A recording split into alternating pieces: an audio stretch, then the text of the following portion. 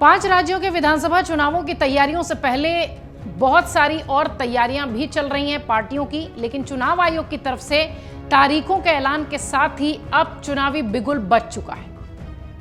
आधिकारिक घोषणा हो चुकी है। इस लिहाज से तमाम राजनीतिक दल अब और तैयारियों को मजबूती देने की कोशिश कर रहे हैं। इसके साथ ही सियासी जंग इस तरीके की दिखाई पड़ेगी कि विधानसभा चुनाव में किसने बाजी मारी और किसे मिली हार, इसी पर अब पूरा चुनाव चलता रहेगा। दिसंबर की 3 तारीख तक आप इसी तरीके का माहौल देखेंगे। 7 से 30 नवंबर के बीच वोटिंग हो रही है और 30 दिसंबर को ही एक दिन में ही 5 राज्यों के नतीजे घोषित हो रहे हैं। विधानसभा चुनाव को लेकर सभी राजनीतिक दल जोरों शोर से तैयारी में जुटे हैं। मध्य प्रदेश हो, राजस्थान हो, छत्तीसगढ़ हो, तेलंगाना हो, मिजोरम हो, विधानसभाओं का 5 साल का कार्यकाल पूरा हो चुका है, इसलिए अब यहां चुनाव हो रहे हैं। साल 2018 में 5 राज्यों में विधानसभा चुनाव हुए थे।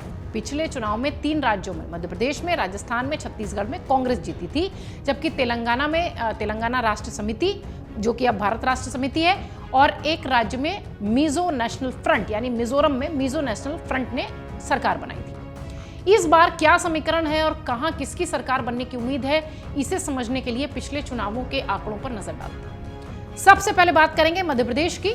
2018 का मध्य प्रदेश विधानसभा चुनाव कई मायनों में दिलचस्प रहा। कांग्रेस ने लंबे समय बाद सत्ता में वापसी की थी। वहीं मध्य प्रदेश के मुख्यमंत्री शिवराज सिंह चौहान को सत्ता छोड़नी पड़ी थी। पिछले चुनाव में कांग्रेस और बीजेपी के बीच कांटे की टक्कर थी। 28 नवंबर 2018 को वोटिंग हुई थी और 11 दिसंबर 2018 को रिजल्ट आए थे। नतीजों में कांग्रेस को 114 सीट मिली थी, 109 सीटें बीजेपी के हिस्से आई थी। दोनों ही पार्टियां बहुमत में जादुई आंकड़ा नहीं छू पाई थी और इस स्थिति में बीएसपी, सपा और दूसरे दलों ने समर्थन किया था और कांग्रेस की सरकार बनी थी। कमलनाथ मुख्यमंत्री बने थे। हालांकि उनकी सरकार सिर्फ 15 महीनों में ही गिर गई। ज्योतिरादित्य सिंधिया के साथ 25 विधायकों ने बगावत कर दी और कांग्रेस से इस्तीफा देकर बीजेपी का दामन थाम लिया। वहीं जौरा, आगर और ब्यावरा पर 3 विधायकों के निधन के बाद 3 सीटें खाली हुई, जिनमें कि नवंबर 2020 को 28 सीटों पर उपचुनाव हुआ। 18 पर बीजेपी और 9 पर कांग्रेस उम्मीदवारों को जीत मिली और शिवराज सिंह चौहान एक बार फिर मुख्यमंत्री की कुर्सी पर आ गए।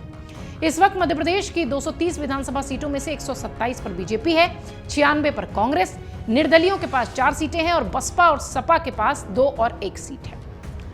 अगला राज्य छत्तीसगढ़, उसका समीकरण 2018 में कैसा था? छत्तीसगढ़ विधानसभा में 90 में से 68 सीटें जीतकर कांग्रेस ने सरकार बनाई थी। यहां 12 नवंबर और 20 नवंबर 2018 को 2 चरणों में वोटिंग हुई थी। 11 दिसंबर को इसके भी परिणाम आए थे। इस चुनाव में बीजेपी को यह करारी शिकस्त मिली थी। 15 साल बाद सत्ता से उन्हें अलविदा कहना पड़ा था। कांग्रेस ने 90 में से 68 सीटें जीती, जबकि बीजेपी सिर्फ 15 सीटों पर जीत कर रह गई।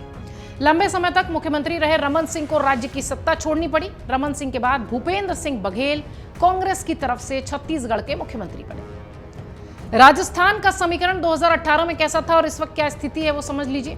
तीसरा बड़ा राज्य है राजस्थान, मध्य प्रदेश और छत्तीसगढ़ के बाद, जहां पिछले चुनाव में बीजेपी को करारी शिकस्त मिली थी और सत्ता से अलविदा कहना पड़ा था। 200 विधानसभा सीटों वाले राजस्थान में 7 दिसंबर को वोटिंग हुई थी और 11 दिसंबर को नतीजे आए थे। नतीजों में कांग्रेस के हिस्से 99 सीटें आई थी, जबकि बीजेपी ने 73, बसपा ने 6 और अन्य दलों ने 2 सीटों पर जीत हासिल की थी। सबसे ज्यादा सीटें जीतने के बावजूद कांग्रेस सरकार बनाने के लिए जरूरी 101 के जादुई आंकड़े को हासिल करने में सफल नहीं हो सकी थी।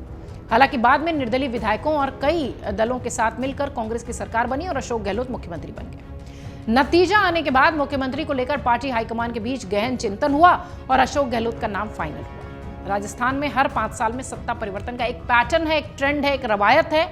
आगामी चुनाव में भी ये रिवाज कायम रहा तो देखना दिलचस्प होगा कि क्या कांग्रेस जाती है और बीजेपी आती है। तेलंगाना, जहां पर इस साल चुनाव हो रहे हैं, जिसके चुनाव की घोषणा हो चुकी है। 2018 के विधानसभा चुनाव में के चंद्रशेखर राव की टीआरएस, जो कि अब बीआरएस हो चुकी है, शानदार जीत के साथ सत्ता में आई थी। राज्य की 119 विधानसभा सीटों में से 88 पर बीआरएस ने जीत दर्ज की थी।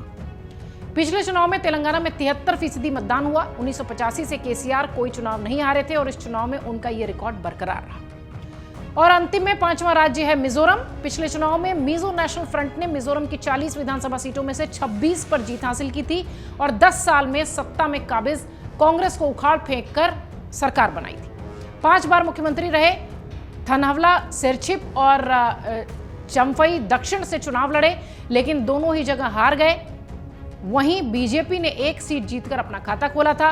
बीजेपी के बुद्ध धन चकमा ने तुंग चावंग से चुनाव जीता था। फिलहाल 2018 के लिहाज से इन 5 राज्यों का ये जो इस वक्त राजनीतिक समीकरण है, ये हमने आपको बताया। अब नवंबर में चुनाव होने हैं और 3 दिसंबर को परिणाम आना है। देखना यह है कि यहां इस वक्त जो स्थिति है उसमें कितना फेरबदल होता है। अमर उजाला अब आपके टीवी पर भी। अपने स्मार्ट टीवी पर YouTube पर सर्च करें अमर उजाला, चैनल सब्सक्राइब करें और देखें ताजा खबरें, वो भी HD क्वालिटी में। और हाँ, बेल आइकन दबाना ना भूलें ताकि हर खबर हो आपके घर। अमर उजाला, निष्पक्ष, निर्भीक, निरंतर।